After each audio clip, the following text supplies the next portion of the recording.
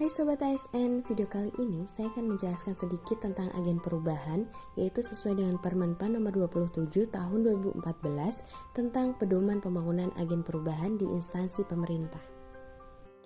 Apa sih agen perubahan itu? Agen perubahan adalah individu atau kelompok terpilih yang menjadi pelopor perubahan sekaligus menjadi contoh dan panutan dalam berperilaku yang mencerminkan integritas dan kinerja yang tinggi di lingkungan organisasinya.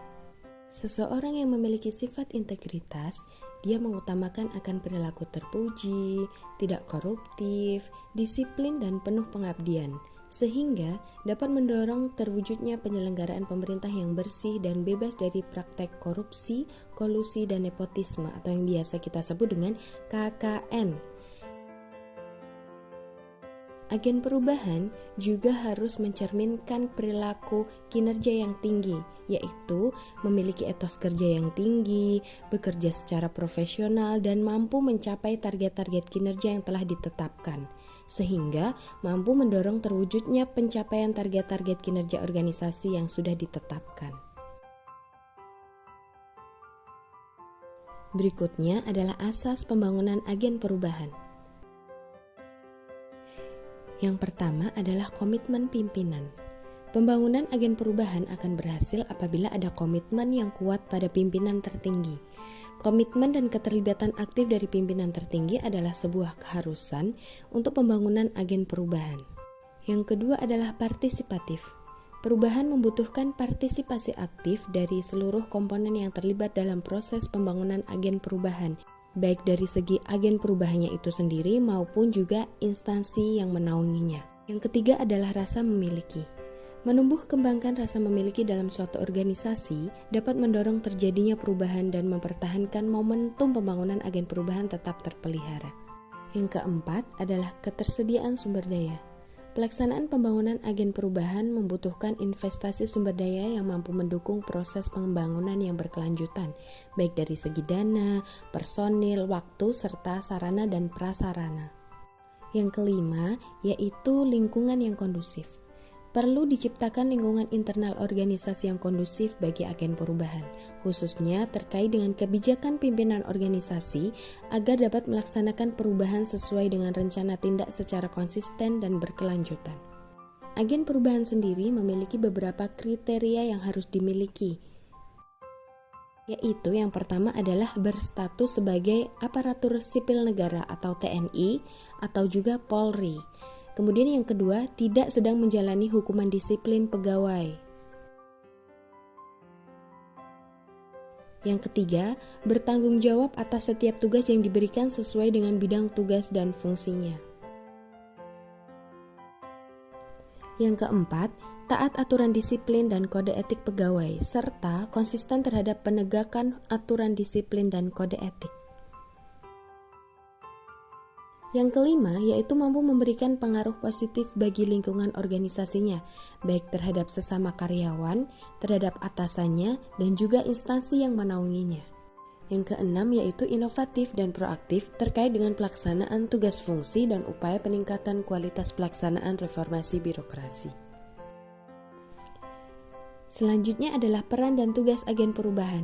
Di sini, apakah sudah ada yang tahu apa saja peran dan tugas agen perubahan? Baik, kali ini saya akan menjelaskan mengenai peran dan tugas agen perubahan.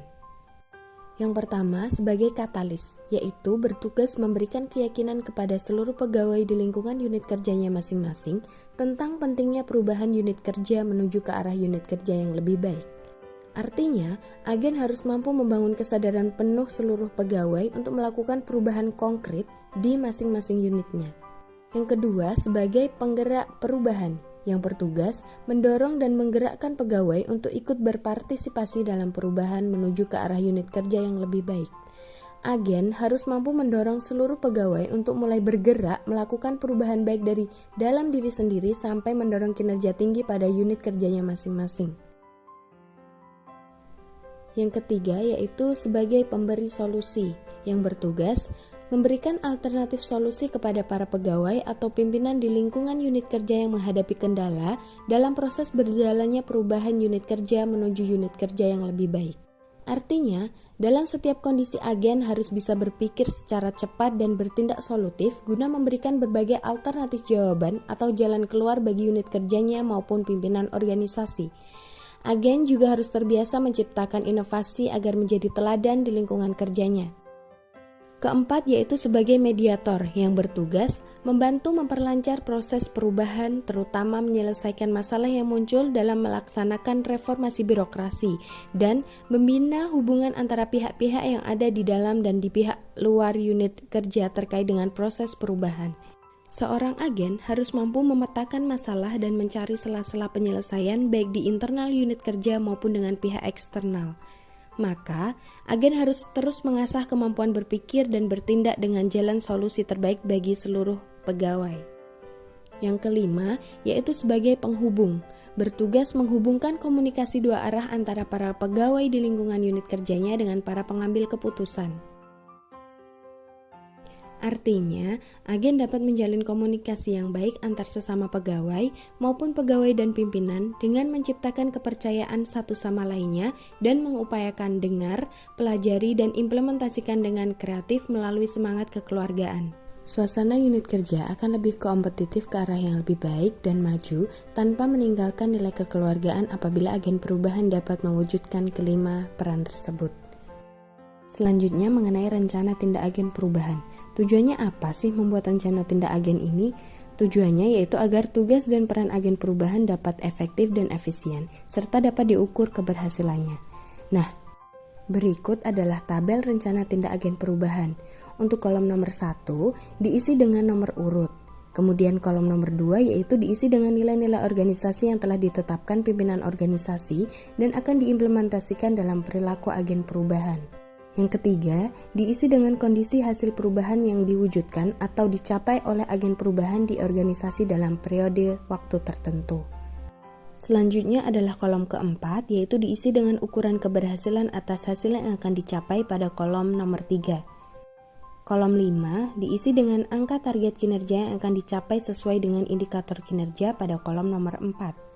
Kolom nomor 6 diisi dengan kegiatan-kegiatan yang akan dilakukan oleh agen perubahan dalam rangka mewujudkan perubahan yang ingin dicapai. Kolom 7 diisi dengan waktu pelaksanaan kegiatan tersebut. Kolom 8 diisi dengan hal-hal yang sifatnya memberikan keterangan penjelasan. Untuk tabel ini dapat disesuaikan dengan kebutuhan yang akan dilaksanakan. Berikut adalah salah satu contoh tabel rencana tindak agen perubahan Sekretariat Daerah Kabupaten Gunung Kidul tahun 2022. Nilai organisasi yang telah ditetapkan oleh pimpinan yaitu yang pertama adalah manajemen perubahan. Untuk sasaran perubahan yang ingin dicapai yaitu perubahan mindset dan culture set melalui internalisasi budaya pemerintahan. Untuk indikator kinerjanya yaitu jumlah ASN yang paham terhadap budaya satria dengan target yaitu 15 orang dalam satu kali rapat koordinasi.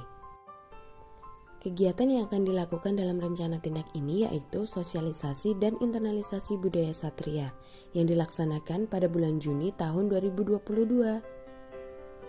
Dan begitu pula contoh-contoh berikutnya. Selanjutnya yaitu monitoring dan evaluasi. Tujuannya apa sih Monef ini? Tujuan Monef yaitu untuk mengukur efektivitas, proses, dan hasil atas pelaksanaan perubahan serta memberikan umpan balik atau feedback perbaikan secara berkelanjutan dalam membangun agen perubahan yang handal.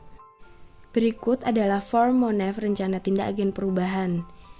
Form Monef hampir sama dengan tabel rencana tindak agen perubahan, hanya saja ditambahi dengan realisasi atas rencana kegiatan yang telah ditetapkan rencana tindak agen perubahan dan juga keterangan akan hambatan atau kendala serta solusi atau usulan dalam pemecahannya. Berikut adalah beberapa contoh agen perubahan yang handal. Badan sehat, bersih, dan rapi. Dengan badan sehat, bersih, rapi, kita akan memiliki tingkat percaya diri yang tinggi sehingga kita dapat memberikan pelayanan yang prima kepada masyarakat. Contoh lain agen perubahan yang handal yaitu berangkat dan pulang kantor secara tepat waktu. Bekerja secara efektif dan efisien.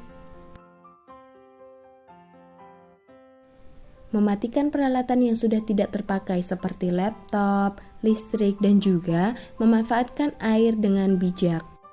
Demikian tadi penjelasan singkat mengenai agen perubahan yang handal.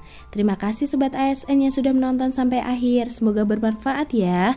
Sampai ketemu di video-video lainnya. Bye-bye.